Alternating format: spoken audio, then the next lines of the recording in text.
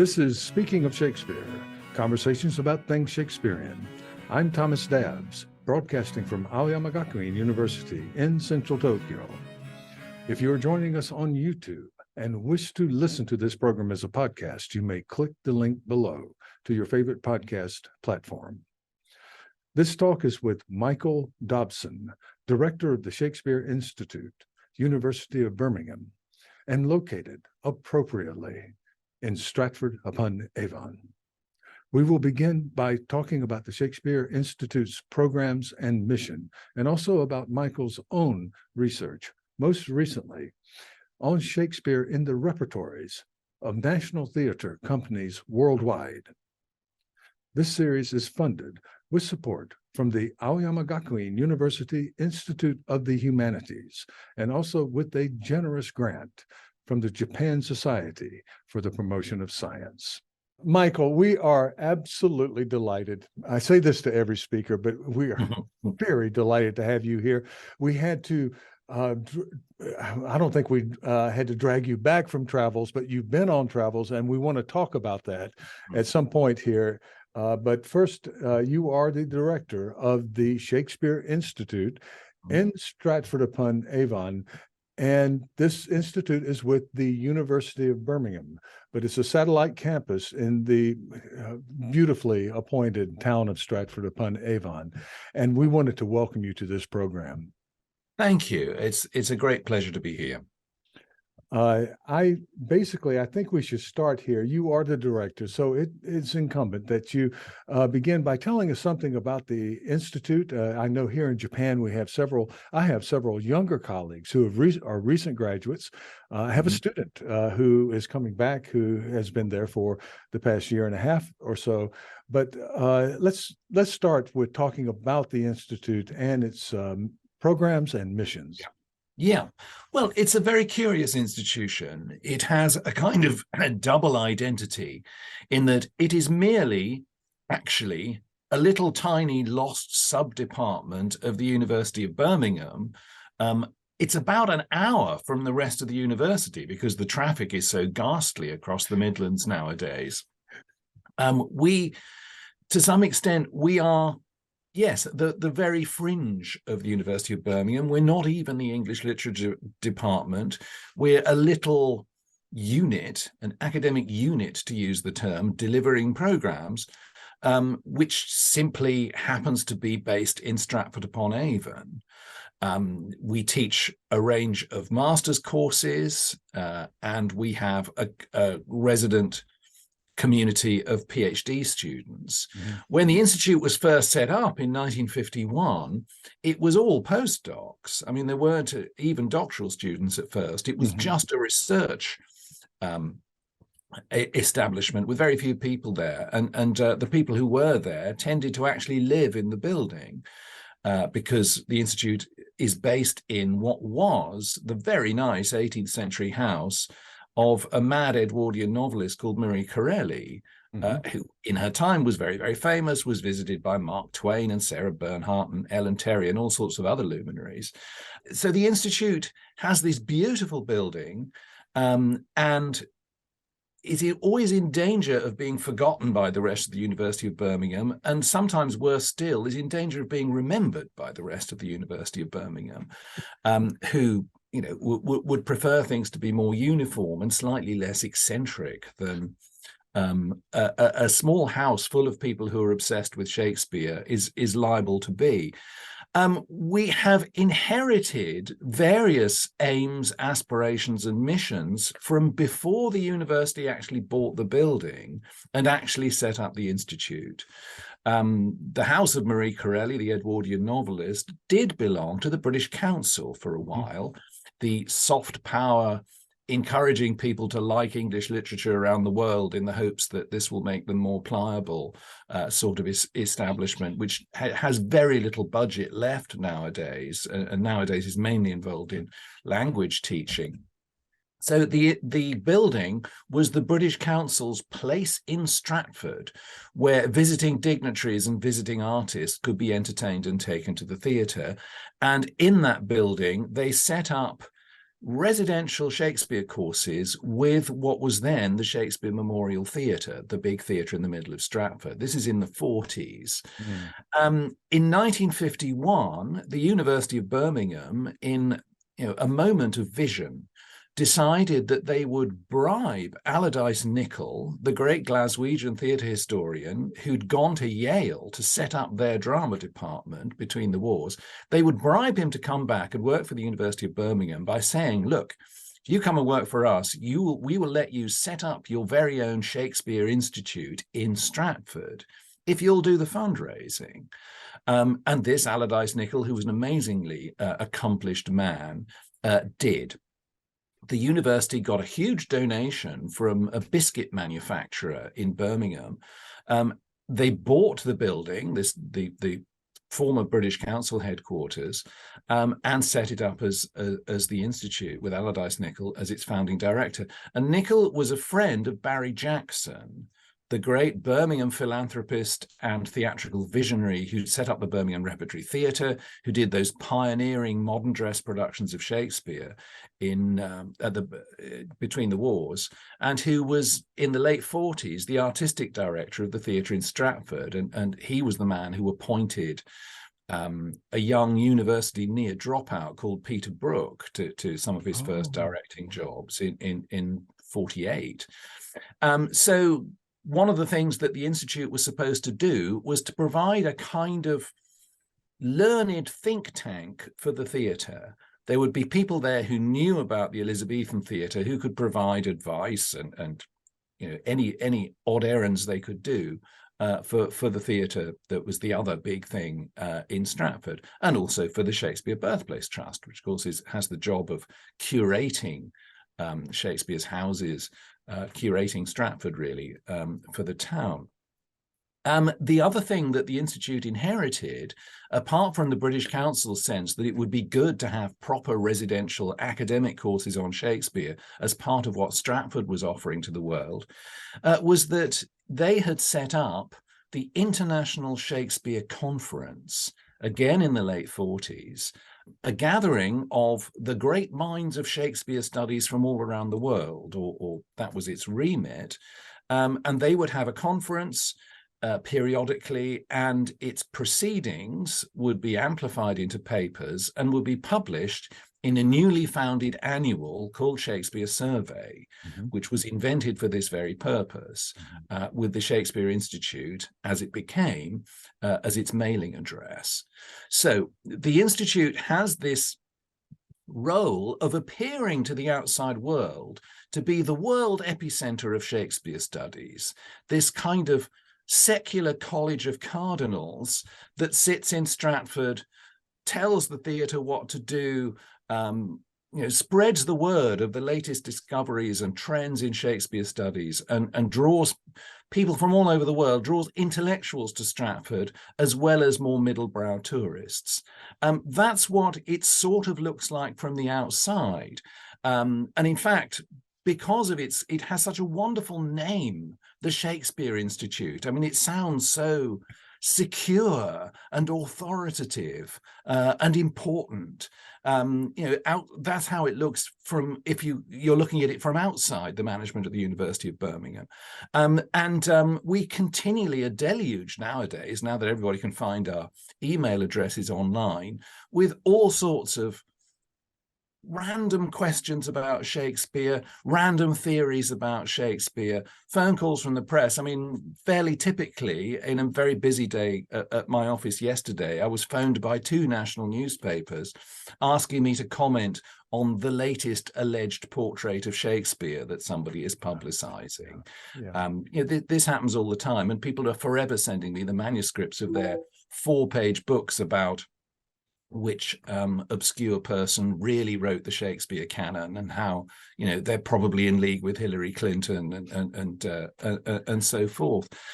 So it's and another thing about the name Shakespeare Institute, Elsewhere in the world, there is something called the Goethe Institute, Yeah. and there is something called the Cervantes Institute. The Goethe Institute is the German equivalent of the British Council. Yeah. It funds the dissemination of German high culture worldwide. It's really part of the German state. Ditto the Cervantes Institute, which helps people understand Spanish culture and funds programs in studying Lope de Vega, wherever you may be on the planet. So people see, oh, the Shakespeare Institute, that must be the same thing. I mean, I got a message not long before the pandemic saying, oh, we're about to stage the first ever production of Hamlet in the Faroe Islands, translated into Faroese. And of course, the Shakespeare Institute will want to fund it. I can fantasize all I like about having a budget at the Institute's own discretion by which we just invest in new translations of Shakespeare plays being staged all over the world. But sadly, that's not quite how things are. I managed to put them in touch with a couple of friends of mine who were free to go over and see it. And it sounds like it was a great show. But alas, it did not have our name as financial backers on the bottom of it. We are, I think, the only university department entirely devoted to Shakespeare. And because we are in Stratford and therefore have access to the Shakespeare Birthplace Trust Library, because we have our own library, which has been hand-picked since 1951 just for the better comfort and convenience of Shakespeare scholars. And because the University of Birmingham has a fabulous library and collection itself, including a first folio and a lot of other stuff, we do have really very, very good resources for research on Shakespeare. It's a very, very good place to get access to things, primary things as well as secondary things. I mean, actors and directors give us their archives to look after. So there's a lot of hitherto unstudied stuff that our students can be working on and editing and studying and so on. And an absolutely splendid faculty there. Well, we try. Yeah, we try. I'm not at all displeased with the appointments, with the team who were already there when I came more than 10 years ago now, nor with the people we've appointed since. Most recently, our first Japanese speaker. We've just permanently hired Jessica Chiba, who was with us as a postdoc, and who, she's half Japanese. She's a native speaker of Japanese. She's working on translation. She's very much part of the Institute's continuing remit to be international, to know how Shakespeare looks from a lot of places outside schoolrooms in the Anglophone world. Yes. So we have a lot of activities with institutions around the world that we share and work with. Oh, you surely do. And even in my small little liberal arts college back in the medieval period, I studied at the Shakespeare Institute before it was affiliated with the University of Birmingham. I'm dating myself, but what a splendid experience. We spent a month there and we got to see the entire repertoire that year. And the names.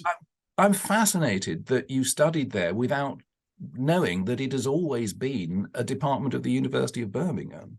I didn't know that. I mean, it was. There have occasionally. There have been people who. It didn't have the master's program, though, I don't think, at that time. This would have been 78, Michael. Right. Yeah. Right. So, so it was at that time with Birmingham. And, I was a little boy from the American South, young, just completely overwhelmed by the theater. The other place was in a building that looked at it like it had been put up, in a day. With aluminum siding and that sort of thing. Yeah. And you went in there and you were sitting 1 meter away from the actors, and you're thinking, are these people part of the audience, or and they start acting, and you see that, and then the Swan wasn't there yet. It was 86 the Swan. And but we would have our little lectures, and the actors would come over, and the actors, Patrick Stewart, and, Jonathan Pryce, and Peter Brooks, Antony and Cleopatra. Yes. that with are, yes, Alan Rickman as the messenger. Alan Rickman as the messenger. And there were several productions there that just, the experience of being there is just Yeah, imprinted, yeah, tattooed on your yeah, memory. You never yeah, forget it. Yeah. yeah.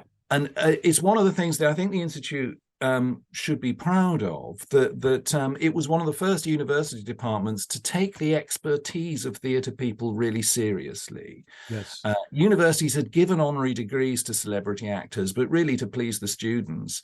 The Institute has always involved theatre people in its teaching. Judi Dench became an honorary fellow of the Institute early on. And Janet Suzman, Vivian Heilbronn, Sir Simon Russell Beale, Kenneth Branagh. We have a lot of Ken's archive. And I mean, fairly typical day yesterday. I was teaching an MA seminar, and most of the teaching was done by Kelly Hunter, MBE, who's a very distinguished RSC performer and now runs her own company, Flute Theatre. Yeah. That sense that it's not that Shakespeare is literature, which occasionally gets vulgarized by show business people, but that, this was always popular drama, that what you want is actors who know how to read and literary students who understand theatre. Every student at the Institute is automatically a member of the Drama Society, whether they choose to perform or not. Yes. It's just part of the life of the community. And you just learn so much because of the closeness of the community there. You can go across to the famous pub, the Dirty Duck, or the Black Swan, or whatever, and the long-standing. But it just has been there forever, still there. You can talk to an actor, and they are happy to do that. If you're not acting like an idiot. And I did, and I do remember one guy who said, in Shakespeare, I get all of these lines to tell a woman how much I love her, to tell the actor how much I love her. And he said, I was watching a Clint Eastwood movie. And, back in that time, we were thinking, oh, Clint Eastwood is in for dig, da, da, da. And I secretly loved those revenge stories, because of the Jacobean theater. Yeah, yeah. And he said to me, what a cracking good actor. He can do it in one line. I thought, oh my, well, I've been vindicated, but just little tidbits of things like that, these little moments that you get a peek inside and you see how hard these people work. How hard they work. Yeah. You get much more to say. I mean, Shakespeare is, by comparison to the average even theatre script now, verbose. You get far more to actually say and far longer sentences to say. You do need to be in physical shape to keep those words coming, as well as in intellectual shape, to keep them sounding like they mean something and that it's you who's meaning them. It is a wonderful training doing a lot of Shakespeare as a young actor. That's one reason why young actors still want to come and work at the RSC. Yeah. Oh, they love it. They do it. And I mentioned Patrick Stewart. I remember him jogging by our little B&B, and it's freezing cold outside. And he had on his little sock hat, and he's jogging. And I'd say he's in his mid-30s, and he's not a mainstream actor. I mean, this could be it. He's doing it, and I know how hard they worked, and how much. And it's just a quarter turn of the screw. Something happens, you get a break, and there he is. International fame. Yeah. No, there was that moment when actors who'd been in the RSC in the 60s and 70s suddenly all became film stars in unison, weirdly. Sometime in the late 80s. Judy gets into the Bond films. McKellen does his Richard III movie and gets all those sci-fi villain parts. Patrick Stewart gets the Star Trek gig. I saw a great deal of Patrick's work when he was with the RSC. I think he's been better since Star Trek. I think Star Trek was good for him. I mean, his Antony, I liked his Antony much better than I liked his Enobarbus when he came back. And I remember his Enobarbus. I remember Shylock also. Yes, indeed. He had me, No, he was always good. I didn't like his Leontes so much, but he was a very funny Titus. He did a sort of black comedy Titus, as I recall. Yeah, Titus. Back in That his play day. that's hard to watch. Uh, Yeah, yeah. Years later, I saw. Um, Though though it's I've been lucky. I've seen some very very good productions of Titus, yeah, often not in English, yeah. which seems to help somehow. The Ninagawa Titus was great. The Jan Klatter Titus, Oh, which was a production in which he cast a Polish company as the Goths and a German company as the Romans, performing in their respective languages. It yeah. was deliberately very, very provocative, and it was all about the vicious national stereotypes that each entertains about the other. It was a fantastic show. The most extreme piece, one of the most extreme pieces of sort of purposeful black comedy I think I've ever seen. The Polish government sent the Home Office minister to speak in a post-show Q&A to sort of reassure everybody that this was all right. Yes. It was a great show. It was in Gdansk. Well, we're segueing a little bit. I did want to, the idea of the Institute is just Yeah. intertwined with the theater. It Yeah. can't help but be. It's No, just that's right. steps away. Yeah, and we have a formal collaboration agreement now, so that actually some of our courses are co-taught with the RSC. We have a Shakespeare and Creativity program where our students get to perform in the RSC's foyers. They put on kind of multimedia events to a brief set by the RSC to fit in with the ideas that are being debated in that particular season. Yeah. So they get to work with RSC creatives and directors and designers, as well as with the RSC's very large, very impressive education department, which helps train those of our MA students who are specifically studying how to teach Shakespeare. Yes, So, all of that. Yeah, yeah. And there's something for everyone in Stratford. It's not a big town, but the theater scene there, just the delightful nature when the weather's good, in particular with the river and so forth.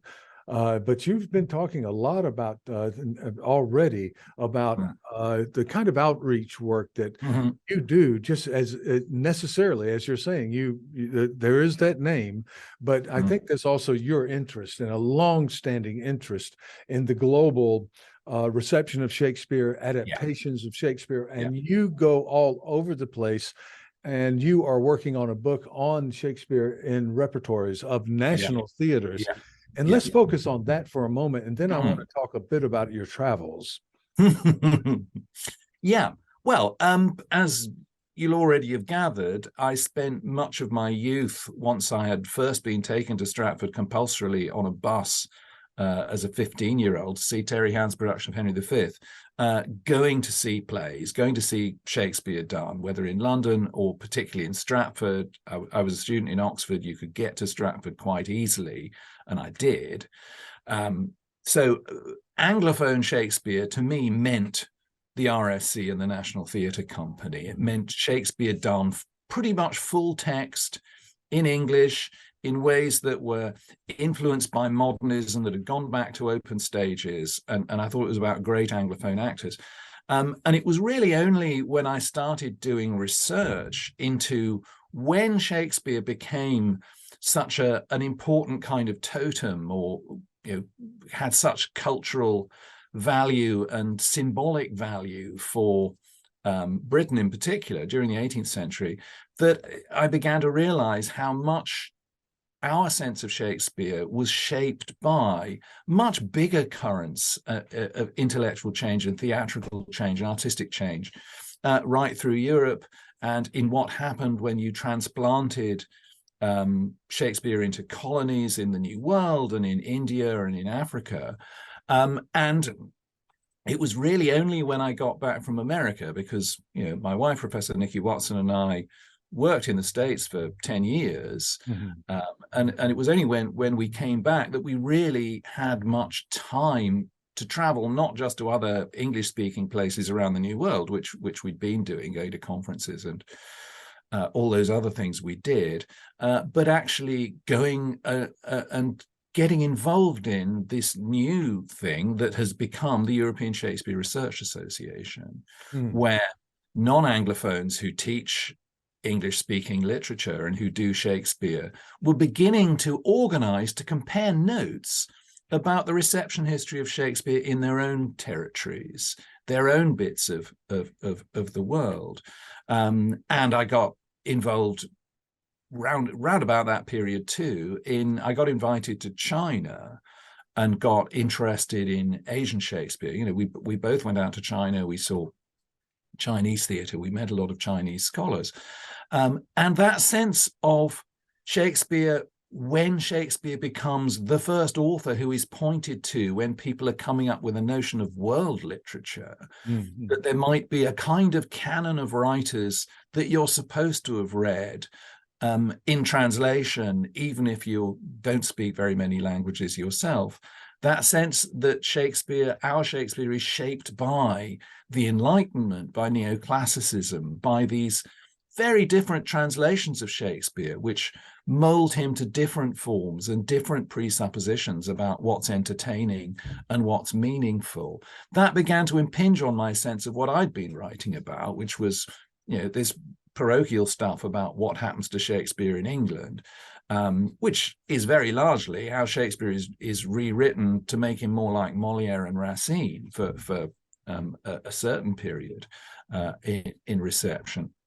And it's been incredibly refreshing to see Shakespeare performed and read about histories of Shakespeare and see monuments to Shakespeare even, which aren't overshadowed by the Anglophone tradition of making Shakespeare sort of compulsory, investing a certain kind of a story about rootedness, which is partly what Stratford props up. It's a very misleading story, but that sense that Shakespeare is our indigenous culture and nobody else can really understand it, which is just plainly untrue once one, you know, goes over to Germany or France or South Korea or wherever else it may be and sees far more nuanced and exciting and fresh and intelligent and live performances of Shakespeare than the ones one often sees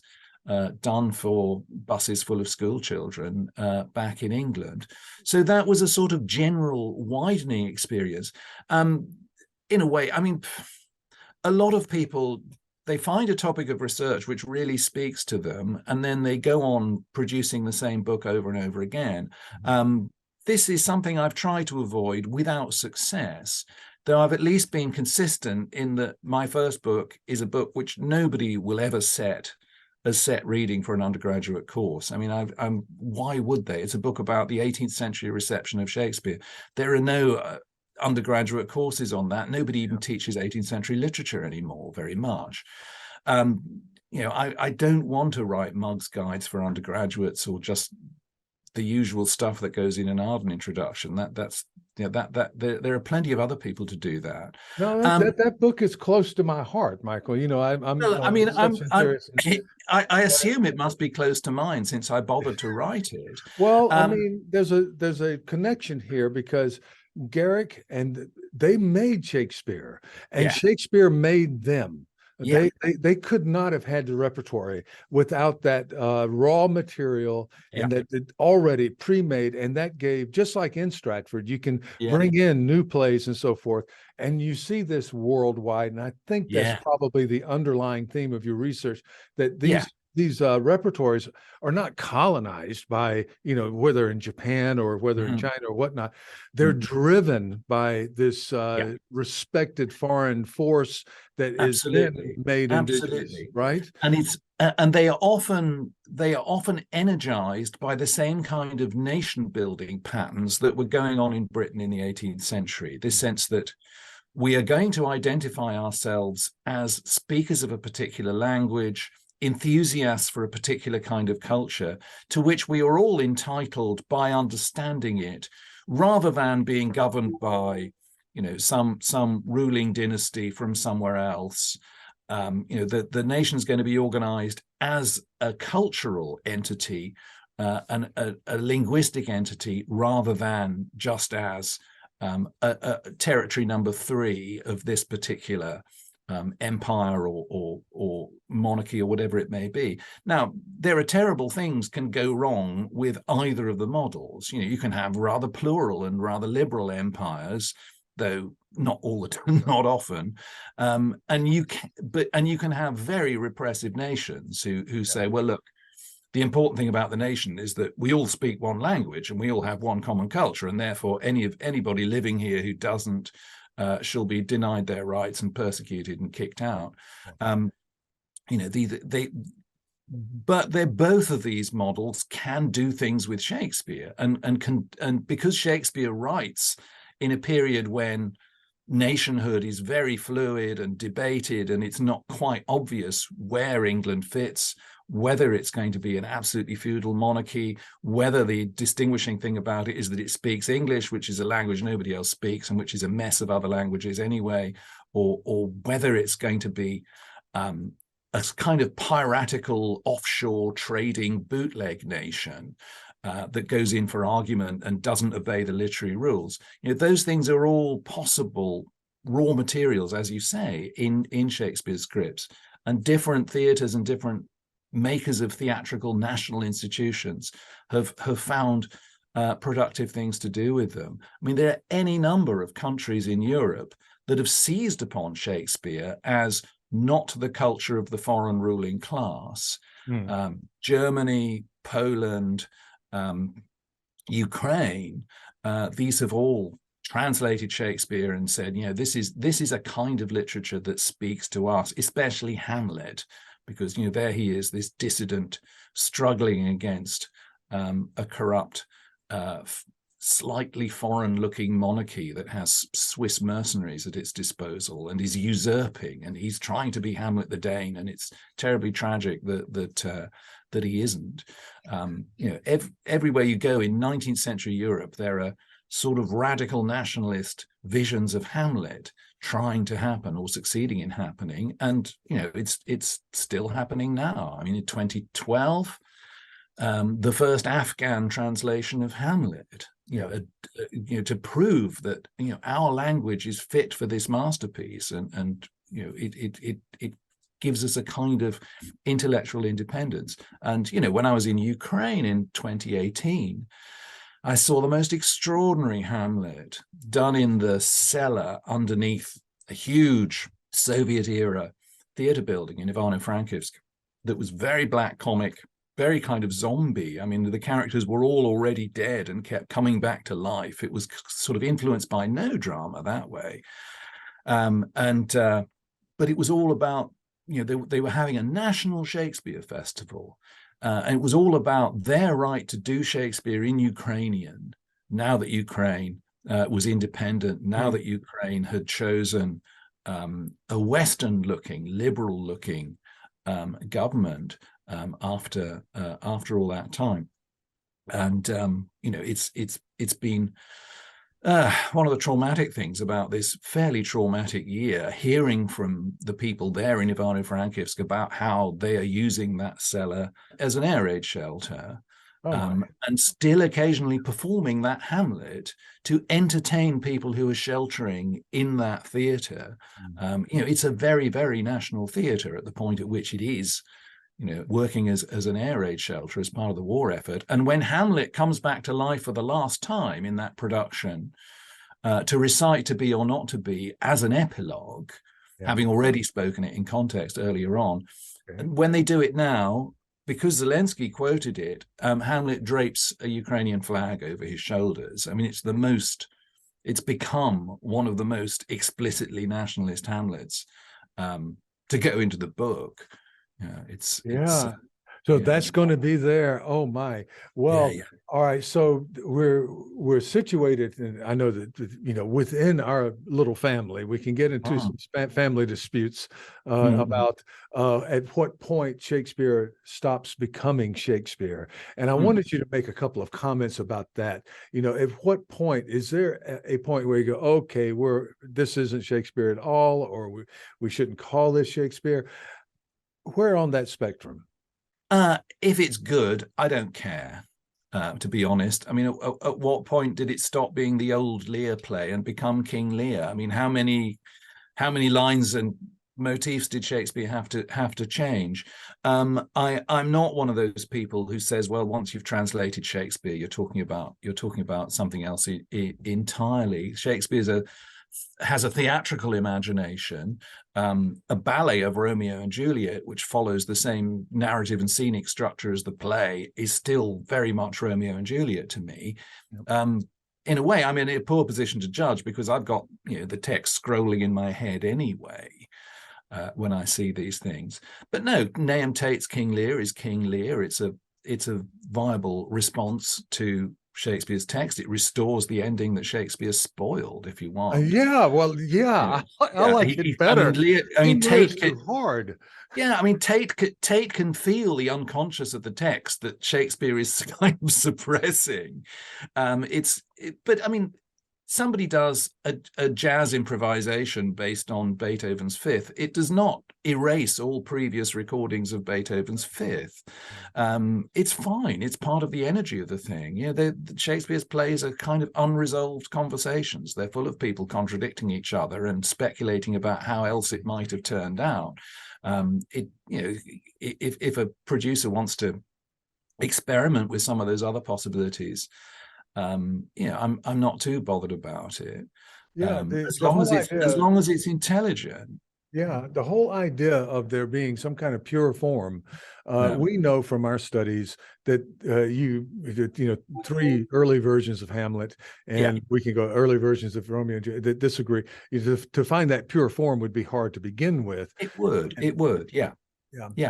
And to think of what we have been inspired by, in people in the Christian world, the Bible in various languages other than English, the Homeric narratives, any number of classical stories that have been brought to Shakespeare's audience through translation.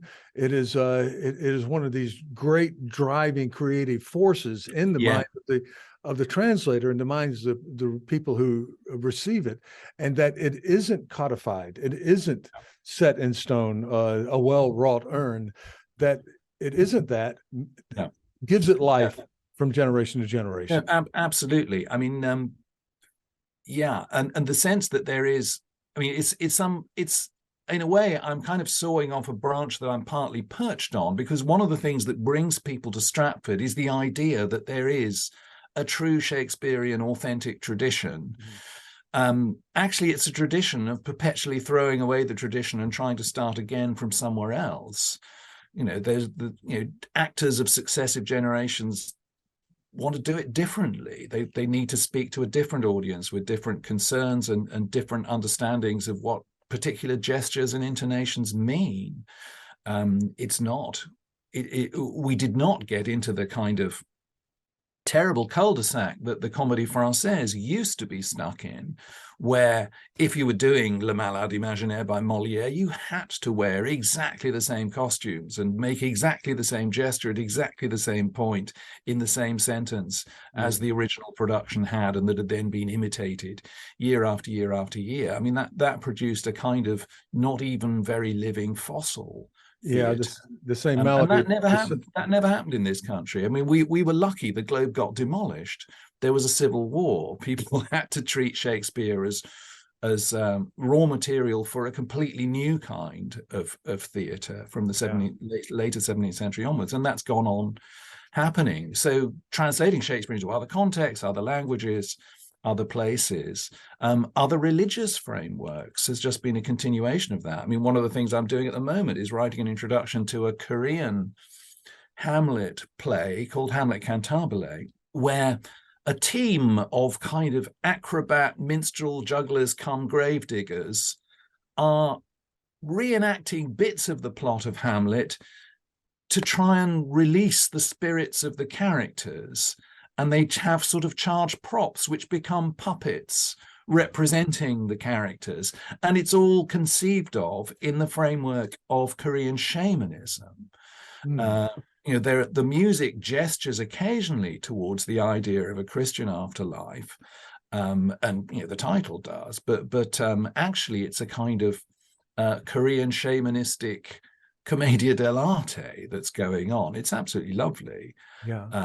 The characters are all definitely dead already, but Yeah. they still have this lingering ghostly attachment to things and to aspects of their earthly emotions and earthly story, which they still need to go over again.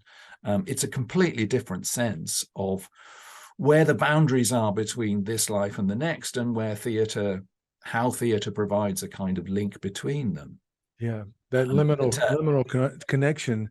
How about the preservation and the presentation of this? I know you're writing a book on this, but do you not feel this urge to be able to bring to people what you've seen in some way online, or in some way to, yeah, that there's a resistance to recording around a lot of the world, yeah. but you see these things and you wish people could see them with you. Well, I've never seen that production in person. I know it only through recordings. And again, one of the delights of my life at the moment is that I'm one of the editorial team on the Asian Shakespeare Intercultural Archive, which just makes available recordings surtitled in 4 languages, with none of them privileged. You can either have it in Mandarin, in Korean, in Japanese, or in English for the surtitles. But they're good quality video recordings of really interesting productions of Shakespeare from all over Eastern Asia. So Japan, Korea, Vietnam, China. MIT Global is doing a lot of that. Yeah, Also, Alexa yeah, Joban and her. yeah, absolutely. But no, this stuff's fascinating, and it's, if there is an overarching Shakespeare tradition, this is all very much part of it. To go on rethinking and restaging and producing new variations on these plays. If I go to the theatre in England and it's an English language production, I like hearing. If there are Elizabethan jokes that they can't make funny, I would much rather they cut them. But on the whole, I would like to hear the text audibly. But if it's somewhere else, it's a different game. Translation, as you say, is incredibly vital at renewing and refashioning. And there's that line. Is it Marlowe? Is it the tradition is not the worship of ashes, it is the preservation of flame. There's an awful lot of worship of ashes that goes on around Shakespeare in the English-speaking world, I think.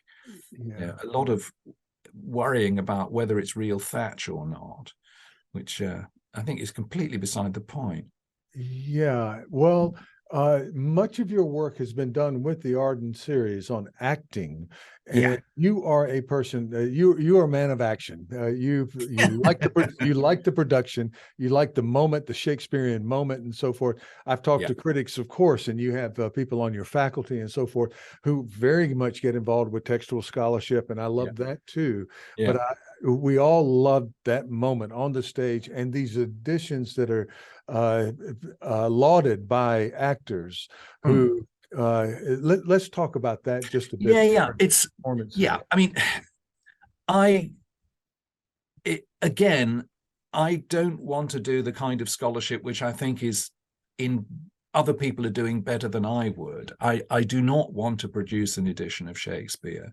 I think there are too many editions of Shakespeare in the world. I think too much of our profession is bribed to produce yet more undergraduate introductions to Midsummer Night's Dream that say much the same thing as each other. It's the same play. I mean, there are already a lot of copies of Midsummer Night's Dream out there. But that said, I prefer it if actors know what they're talking about, know what they're saying when they do Shakespeare, and know which bits are Shakespeare and which bits have been stuck in by editors later. I want actors not to think, it says somewhere another room in the palace, so therefore, we need to move a chair. And I want them to know that, it could be sullied or solid, because we've got early printings of both. Solid and sullied in Hamlet. The soliloquy in Hamlet, yes. Exactly. You Yeah. know, that there are variations between the quarto texts and the folio text at some points, and you could choose either, or Mhm. you could cut both. You know, it's up to you. So this Arden series, instead of being, you know, the latest, whatever it is, Arden 6, or the, you know, the fully textually annotated, showing where every editor has moved every comma since Shakespeare's lifetime, which, you know, Tiffany is partly in charge of, Tiffany Stern at the Tiffany Institute, Stern, yeah. which is, you know, a massive and important scholarly enterprise. What our editorial team, which is me, Abigail Rokerson Woodall at the Institute, and Simon Russell Beale, who's a very learned actor and a very good actor, what we're doing is making a properly edited text of Shakespeare. In other words, you know, this has been thought about by scholars. This, you know, we've taken out the misprints in the early quartos and folios, and we give you the text as, you know, as decided in a previous fully annotated album, and all we do is explain what the words mean as simply and quickly as possible, show where the legitimate variants are that an actor might find useful, and leave lots of space on the opposite page among the notes where actors can scribble notes about where they need to stand, Yeah. or anything else during rehearsal. We absolutely don't tell them what the play is supposed to mean. These are just to make the words clear and show them how to pronounce the classical names that a lot of young actors have never heard spoken, like Pericles, and, you know, how many, and where the stresses might go. You know, how you can actually say this stuff without getting yourself into a tangle. You know, if you follow this, you know, kind of where, you know, if we can show you where the rhythm is. Right. So it's got metrical notes, it's got a basic glossary, it shows you how to pronounce the names, and otherwise it just gives actors a good, clean, reliable text, and leaves them to get on with it. Yeah. Oh, what a great thing to do. And I did want to get into a discussion with you about. I'm bringing up my notes right now. I threw out some things because well, I think both of us are a little bit all over the place in a good way, because you're very interested. You've done work on public sphere and Yeah, reception, yeah. and I'm very much into that. I have some little unread articles here or there that I'm very interested in it, and I can. I told a friend of mine that I'm going to try to patent what I'm writing as a cure for insomnia, and that will be my retirement fund. And Yeah, but no, it's we just have fascinating. we have the insomnia so that our readers won't. That's right. And that's you know, when I have trouble sleeping, I just read what I've written. But the thing is, though, that you do reception theory, and particularly from Garrett on out, and I think that's what we've been talking about all along, though. Really, how Shakespeare lands in Ukraine, how it Yeah, lands in yeah, China, yeah, Japan, and I know from yeah. the Japanese perspective, there's no sense that I can find. There is in academia, maybe in small groups, this idea of an iconic Shakespeare. But in anything that any example, Ninagawa or Kurosawa, or any of those examples, there's no sense that you are not free to Yeah, move things beyond. yeah, absolutely, absolutely. No, I mean, what interests me is how Shakespeare means for people and for different groups of people, and these shared understanding of Shakespeare, and then these shared disruptions of that understanding of Shakespeare, wherever that may be happening. You know, one of the things about all those footnotes in all the scholarly editions that we grew up with, saying, well, this is what this word meant in 1597, and therefore, you know, for whom did it mean that?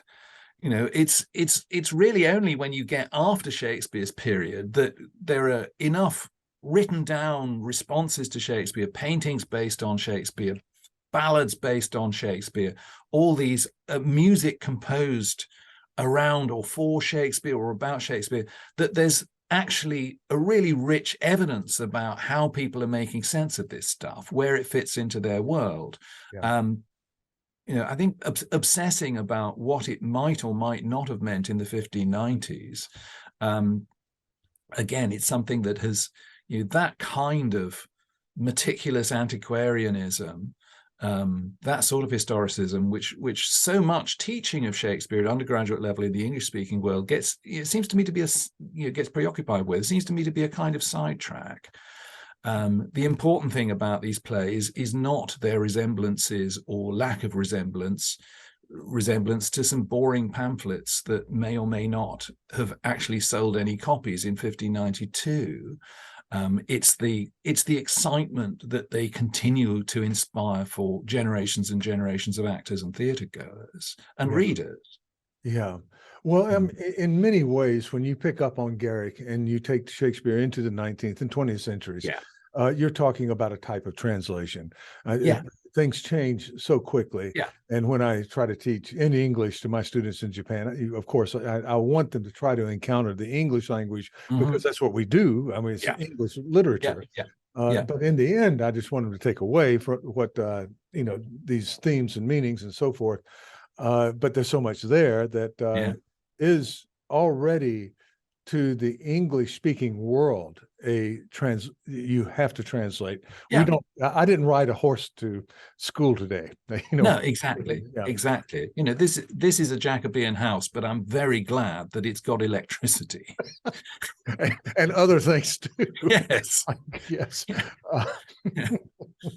So in the future, though, we can expect to see from you this maybe a listing of how Shakespeare is used. And I was interested in how you picked national theater repertories, and that would be, let's talk a little bit. It's probably boring, but let's talk a little bit about funding and how you get things to the stage. Well, I mean, and again, that's one reason for writing about national theatres is they have funding, and the very fact that they have funding partly conditions what they do and conditions what it means, whether they intend it to mean that or not.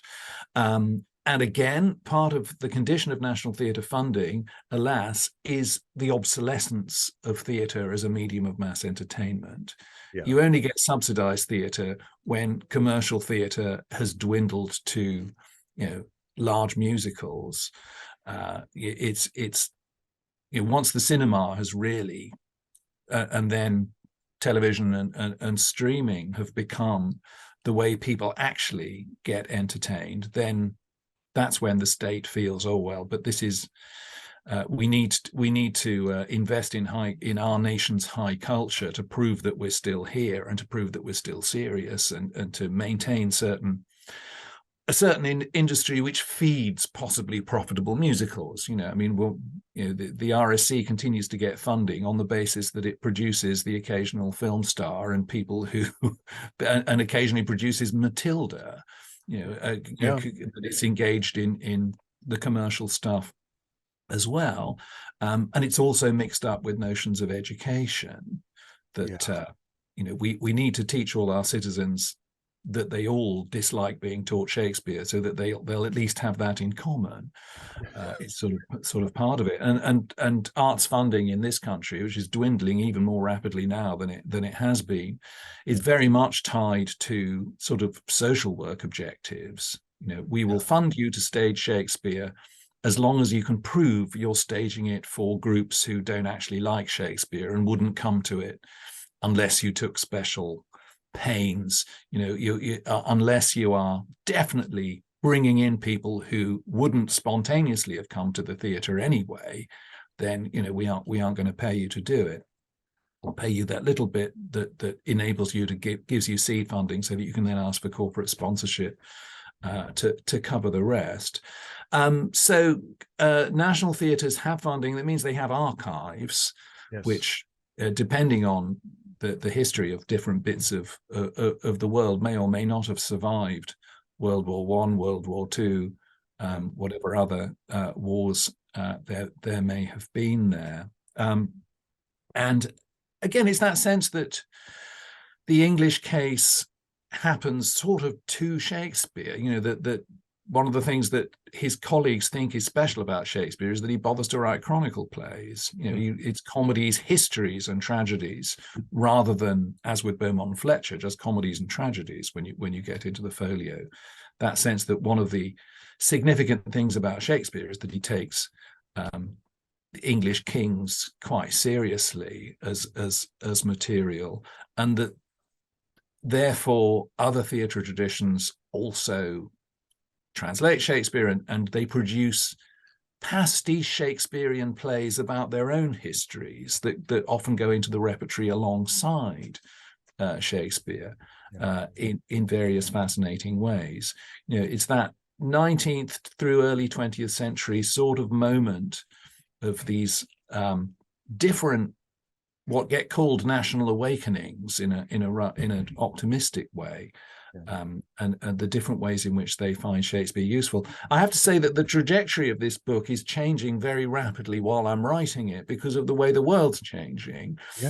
When I first planned this book, it was going to be, which is some time ago, when I actually started doing bits of research, really just as a side effect of being in different places that had these fantastic and interesting archives that I went and visited.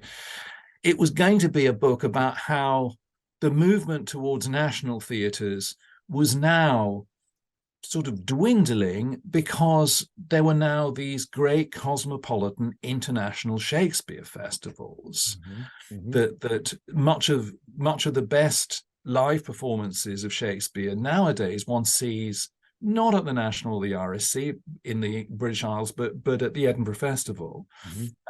And during the happy times in the early 21st century, the Gdansk Theatre was being built, the Gdansk International Shakespeare Festival. Jerzy Limon set up the European Shakespeare Festivals Network, this whole set of wonderful, massive events, which formed an association. Craiova in Romania, Julia in Hungary, Avignon in France, these festivals where different theatre companies from all over the world, including Asia, would come, and the thing that they would have in common was that all the shows you saw were, to a greater or lesser extent, based on Shakespeare in all these different languages. And those to me were utopia. I mean, if I could live at the Craiova Shakespeare Festival permanently, I would die of exhaustion because I would never sleep. But that would be a great way to go. It's just I've had absolutely fabulous times seeing different productions of Shakespeare. I mean, in 2010, the Craiova Festival had an entire theatre festival that was all Hamlet. It was one utterly different Hamlet after another from all over the world. There was a no theatre Hamlet. There were Polish Hamlets, German Hamlets, Ostermeyer's Hamlet. It was just extraordinary and wonderful. Wow. So I was originally writing this optimistic book about the rise and fall of nationalism and how in the arts cosmopolitanism was taking over, and how China was opening up. We'd set up our Shakespeare Center in China. I went to Russia. I went in the Russian State Archive. I worked with the Moscow Arts Theatre, brilliant production of Merchant of Venice that Ekaterina Polovtseva did, and now that has sort of gone massively into reverse. Well, it's been going massively into reverse for the last, I don't know, 10 years. I'm no longer a citizen of the European Union. I can't go to Russia. I can't go to China. And the Julia Theatre Festival in Hungary, the Hungarian government has said, no, we will no longer support this festival unless it only performs in Hungarian. It's that, in that kind of tribal, language-based, unpleasant authoritarian nationalism that's took over in Hungary. A lot of the theatre directors I know in Poland got fired because they weren't Catholic enough. It's going to be a much more depressing book, I think, than I hoped it would be. Oh, and throw a pandemic on top of everything. Yeah, quite. Yeah. Oh my, it will be. But these things, I think, maybe swing back and forth, and we can only hope for a better world. a Yeah, better yeah, role. Uh, indeed. I do feel that when we're talking about public funding, I've I've bored people to tears with Mhm. my views on this, and I won't do this now. But even at the very beginning, with the Revels office in the 16th century, Yeah, there was a collaboration. I've done yeah, research recently on it. We know this. There's a collaboration between the crown, the very, yeah, they had money, and yeah, uh, and also the commercial theater. They yeah, work together, and yeah, it's very yeah, yeah, clear. And yeah. the separation, I think Tiffany Stern remarks on this, the separation between what we consider to be the aristocratic crown and also Mhm. the people, the Mhm. populace who came to these theaters. There was a fairly close relationship, and they Yeah, worked together absolutely, and shared absolutely. resources on this. Yeah, yeah, So, yeah, yeah. No, it was always a mixed economy. It was you don't get a massive explosion and wonderful explosion of creative theatre unless the whole society is more or less going along with it. mhm. The notion that everybody who went to church hated the playhouses and the government were only anxious about whether they were seditious or not just isn't true. Lots and lots of people were really into it. Yeah. Um, And remain so. yeah. Well, what I would like to do now is you've traveled recently. I want to hear about your recent travels. You've been to Italy, I believe. Uh, Yes. Yes. I went, and went to Italy in the you're one summer. of we have another speaker coming on who has been to Italy. Italy Mm. seems to be a place to go. So I can't. Well, why wouldn't it be? I mean, so I it's would. it's really nice going to Italy. I mean, actually, some of the research I was doing there was partly something of a side issue, rather than being about the nationalism and national theatres book. Though partly I was solemnly doing my job in that the institute has a collaboration with the University of Verona. Mhm. Verona is going to be the host of the next World Shakespeare Congress in 2026, which will be terrific. It's a lovely city. I'm very fond of Verona. Shakespeare didn't go to these places, so I think we need to go on his behalf, to try and Of course. compensate the poor man. And there's a summer school run in Verona by Silvia Biliazzi and her team called the Shakespeare in the Mediterranean Summer School. And masters and research students can come to it from all over the place, and they study a particular play. And this year it was The Tempest. So, I taught seminars on The Tempest there, and there's a fringe festival that's now part of the European Shakespeare Festivals Network. So there are Shakespeare's there. There was a very beautiful, very small cast Ukrainian Midsummer Night's Dream that was on, among other things, which was splendid. But one of the things I was also doing in Italy with my wife, Professor Nicola Watson, who was also teaching on the summer school, was we were interested in grottos. I've got very interested in grottos, and this again partly comes out of that first book of mine that, and thank you for having read it. Thousands haven't, because I, as you may recall, identified some of the members of the Shakespeare Ladies Club, this gang of aristocratic women who campaigned for there to be more Shakespeare on in the 1730s, and their ringleader, I established, was the Countess of Shaftesbury. I was sent an article to read a couple of years ago by Shakespeare Survey, to peer review anonymously, that was by a Canadian master's student, who had discovered that the aristocratic house where the Countess of Shaftesbury used to live, who was in the process of being restored by the current Earl of Shaftesbury. And they published a book about the restoration project, which include quotations showing that the Countess of Shaftesbury had not only helped fund the putting of the statue of Shakespeare in Westminster Abbey, but had bought the model for that statue and had built a little temple for it in her garden, which was equipped with glass cases full of the works of Shakespeare, so that you could go and sit in the world's first temple of Shakespeare. This is before Garrick built one for himself. And you could read Shakespeare at the feet of this statue of Shakespeare in her allegorical landscaped gardens. I thought it was fabulous, and they should print it. And I've met this student. She's very good, Genevieve Kirk. I was really quite annoyed because 30 years ago, I wrote to the Earl of Shaftesbury saying, look, I've identified one of your ancestors as this really important cultural figure. Can I come and look in your library, see if there's any evidence there and find out?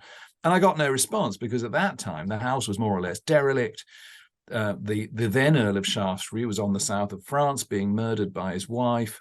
There was then a lawsuit about the succession, and it wasn't sorted out for years.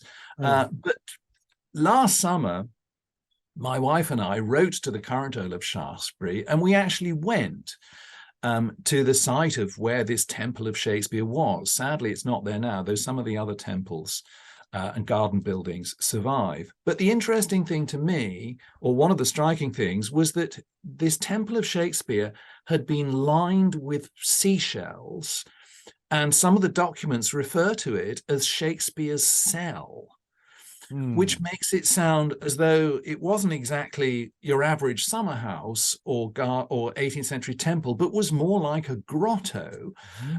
And since in Westminster Abbey, Shakespeare is pointing to a quotation from The Tempest, our revels now are ended, this looks like Prospero's cell, and that it looks like kind of Shakespeare's grotto come Prospero's cell, which identifies Shakespeare with water, with the underworld, with the unconscious. That's a really exciting thing.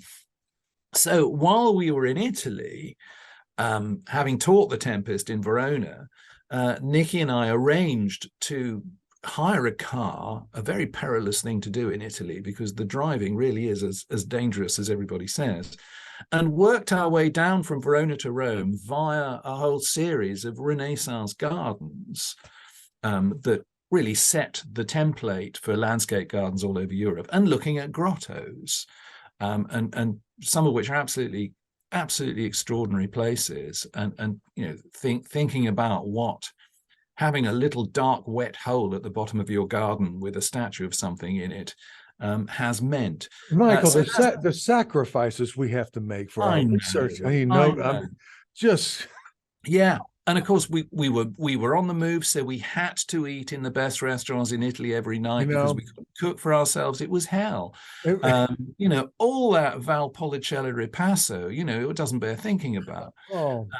Yeah, no, it was tough, as it sometimes is. I mean, it was.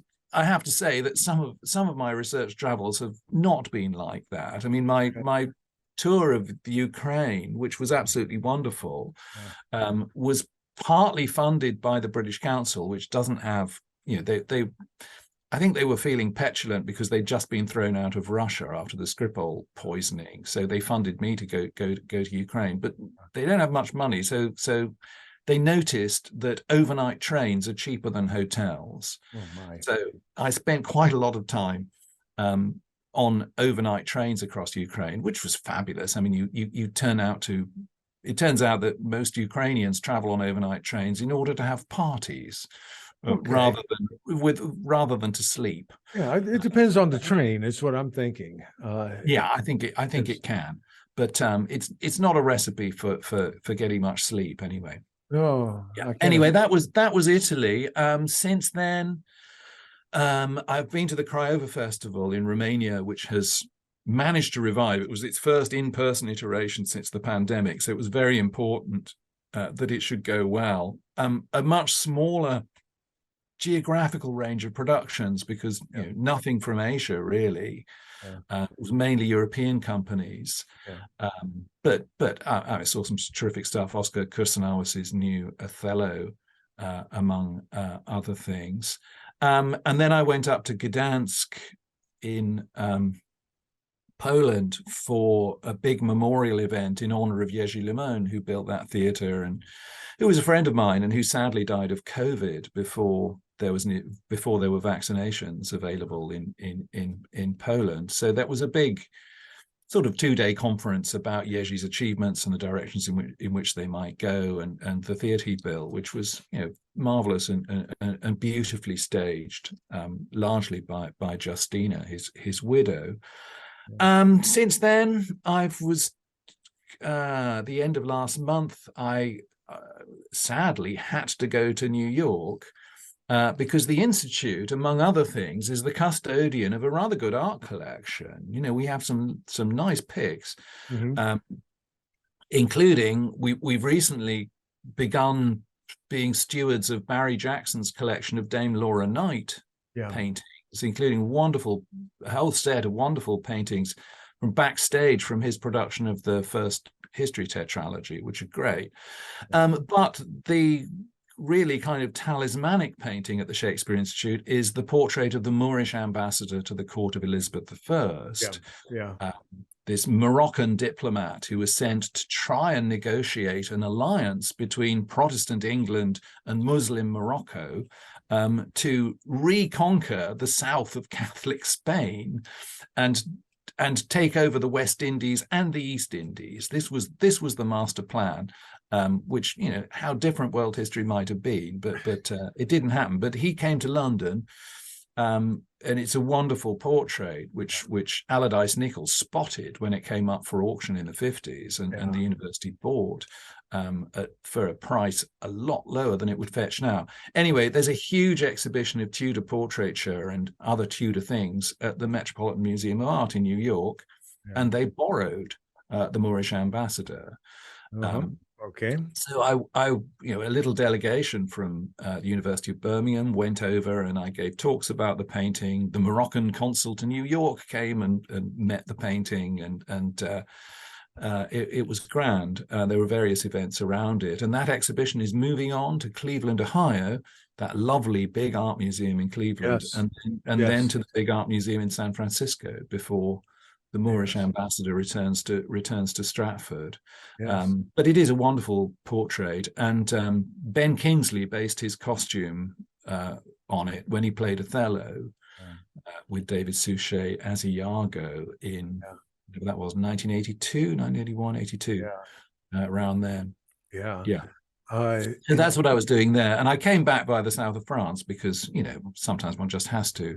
Well, you get diverted. You have to make these sacrifices in travel. It's true, but it's one of our collaborations is with the Institut pour Recherche sur la Renaissance, l'Art Classique et les Lumières, which is the research institute that was set up in Montpellier by Jean-Marie. Jean-Marie Maguin came to the institute as a visiting lecturer for a year in the late 60s, and he thought, well, we should have one of these in France. I should set up an institute for study of the Renaissance in France, and that's what the IRCL grew from. And Montpellier, when the French put their mind to do something, you see it in Montpellier. The new site, and also the preserved old city. Just fabulous stuff. Yes, and has all sorts of fascinating histories overlapping on it. The greatest medical school in Europe throughout the Middle Ages and the Renaissance and most of the Enlightenment as well. And I'm not qualified to evaluate how good that medical school is now, but I imagine it's still very, very important. But it is a wonderful city. It has a great art gallery with all those courbets in it, which is and great Renaissance stuff. Terrific Poussin Venus and Adonis painting, which I'm particularly fond of. Anyway, it was a conference about healing and cultural representations of healing. Lots of stuff about spas, and I was talking about Pericles, largely because, among other things, I'm a trustee of a theatre company called Flute Theatre, which performs therapeutic Shakespeare, which does drama games, adaptations of Shakespeare designed for audiences on the autistic spectrum. And Pericles, this whole play about reviving people and curing people's famines and bringing people back from the dead and bringing people back from states of torpor and uncommunicability. It's just the perfect play for flute, and they have an absolutely wonderful they've got a production of it for autistic audiences, and then 7-actor production of it just for any audience at all, and they're both extraordinary things. What a wonderful thing! I had not made that connection. It was Pericles. Well, there you are. Well, I think what you're doing is what in the States has been termed as revenge travel. we were set back for periods where we couldn't do it, and now we can, and Yeah, that's good. yeah, yeah. Well, we can afford it, which may not be all that long. We shall see. And of course, I try to do it by train where I can, though it's not always practicable. Yeah. Um, yeah, but no, I think diplomacy is very, very important. I think those of us who can read need to show that we are all citizens of the same planet, even if a lot of our leaders are trying to pretend that actually we should be separate cages full of rats struggling over the last few resources rather than collaborating on it. Oh yeah. Where we can collaborate internationally, we have a kind of duty to set an example of it. Oh yeah. Never mind the fact that Shakespeare did become the first author in world literature. And you can really understand these plays better the more perspectives you can see them from. Yeah. All of this is just wonderful stuff. And we could go on and on, Well, we Michael.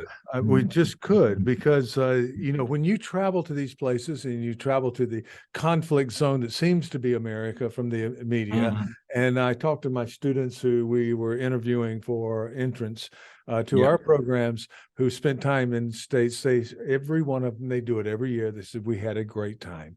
And this is in Illinois or Mississippi or South Florida.